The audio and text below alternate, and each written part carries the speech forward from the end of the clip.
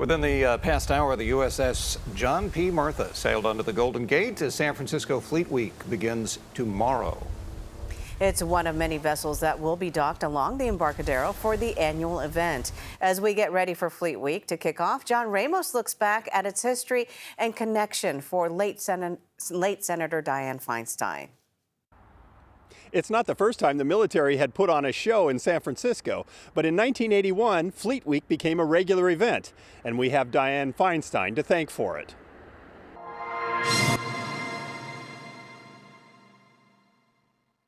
Blue Angel air shows date back to 1950 when the formation flyers buzzed low over the city. The jets were painted black back then because shortly after the show, the unit was disbanded so they could serve in the Korean War. But 30 years later, Mayor Dianne Feinstein got an idea that she said at the time was strictly business. The Navy is building its fleet. San Francisco is a large ship repair center, and we would like to have more business from the Navy if that's possible. That's when the Fleet Week we know of began. It was noon when a squadron from the 3rd Fleet made its entrance into San Francisco Bay. Channel 5 provided extensive coverage with cameras in the air and on land, where they got reaction from delighted spectators who weren't shy about offering advice. Oh, I think it's wonderful. My husband used to work in the shipyards. Well, I don't know how old these boats are, but I presume they're pretty old. I think it's about time we get some new ones and a little bit faster ones. The Blue Angels were plenty fast, but in following years they were asked to stop flying so low in the city. 1982 flight leader Dave Carroll explains why. And Dianne Feinstein was the mayor.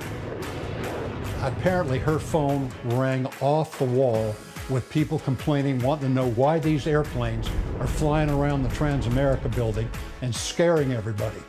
But we had huge crowds, and they were appreciative too when we actually flew the show over the bay. And while Feinstein may have cracked the whip on low-level flying, the event's current executive director, Louis Leuven, says it became a labor of love for her. I can tell you that she was active with Fleet Week. It was her baby.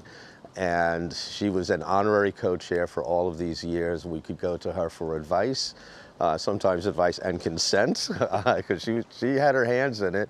From the beginning and to this very day, San Francisco has turned out to enthusiastically welcome the young men and women of the military. And Navy spokesman Brian O'Rourke says it is appreciated.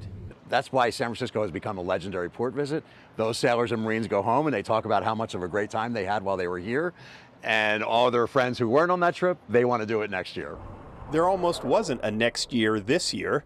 Congress passed a last-minute spending bill to keep the government operating for a few more months, and Leuven says things got pretty dicey for a while. Well, what I would say is we were prepared. We had our contingency plans, but there is nothing that feels better than that these sailors and Marines and the Coast Guard and all of the other branches of the service, that they're going to be here. I mean, that is the heart and soul of Fleet Week. No one knows for sure how much the city has benefited from Fleet Week, but over the years, millions have visited, likely spending hundreds of millions of dollars. So it turns out Dianne Feinstein was right. They did get more business from the Navy after all.